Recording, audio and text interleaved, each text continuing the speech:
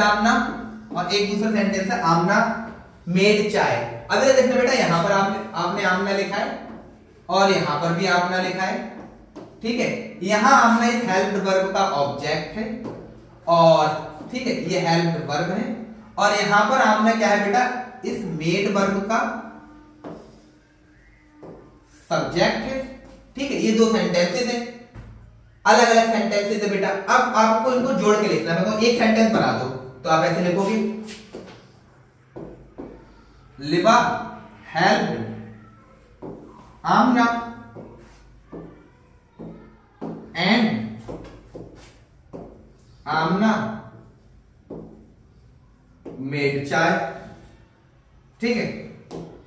अब इधर देखो, ये एक सेंटेंस बन गया। यहां पर आपने बेटा देखो क्या करा, एंड का इस्तेमाल किया है, कॉमे का इस्तेमाल किया है, आमना का इस्तेमाल किया, और यहां पर भी आमना लिखा हुआ है, ठीक है। इतनी बात समझ में आ रही। अब एक चीज देखना बेटा, इसी को बहुत ध्यान से एक तरीके से मैं और लिखता हूं, लिबा हेल्प्ड आमना हु मेड चाय। लिबा हेल्प्ड आमना हु मेड चाय। अब ऊपर वाले सेंटेंस और नीचे वाले सेंटेंस पर आप गौर करो बेटा। पहला जो वो तो दो अलग थे ही, ठीक है, दो सेपरेट सेंटेंसेस थे। आपने इसको एक एक्स और इसको वाई इस तरीके से लिख दिया। जब आपने एक्स लिखा मतलब उन दो सेंटेंसेस को कंबाइन किया तो एक्स वाले में धोखा लिखा लिबा हेल्प्ड आमना।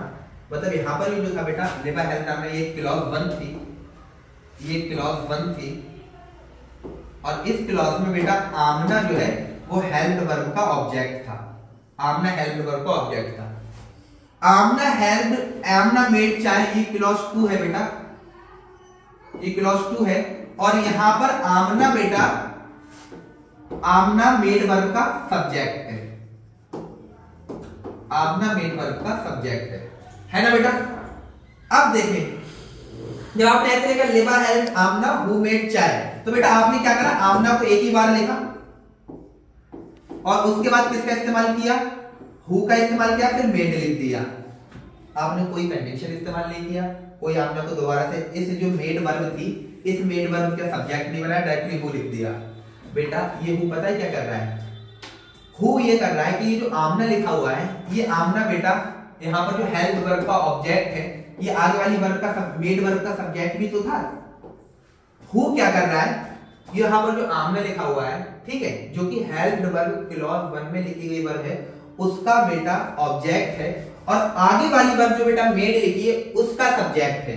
तो ये हु बेटा ये कर रहा है कि इन दो क्लॉजेस मतलब इस वाली वर्ब को का सब्जेक्ट बन रहा है, एक बात, ठीक है। और दूसरी बात ये कि लिबा हेल्प्ड आमना और मेड चाय, इन दो क्लॉजेस को भी जोड़ रहा है। अब आप देखो यहाँ पर मैंने कोई एंड कंजंक्शन का इस्तेमाल नहीं किया, ठीक है, और कोई दोबारा से आमना मेड चाय भी नहीं लिखा है, सिर्फ एक हु लिख दिया। तो रिलेटिव प्रोनाउंस क्या होते हैं बेटा, इस हु ने दो काम किए, इस हु ने दो काम किए। पहली बात तो बेटा सब्जेक्ट बन गया दूसरी क्लॉज में लिखी गई वर्ब का, और उसके साथ साथ बेटा कंजंक्शन भी बन गया, दो क्लॉजेस को भी जोड़ दिया। तो ये रिलेटिव प्रोनाउन है। रिलेटिव प्रोनाउन एक पद दो काज करते हैं, they either act as a subject और an object, and at the same time they join the two clauses, है ना। तो रिलेटिव प्रोनाउन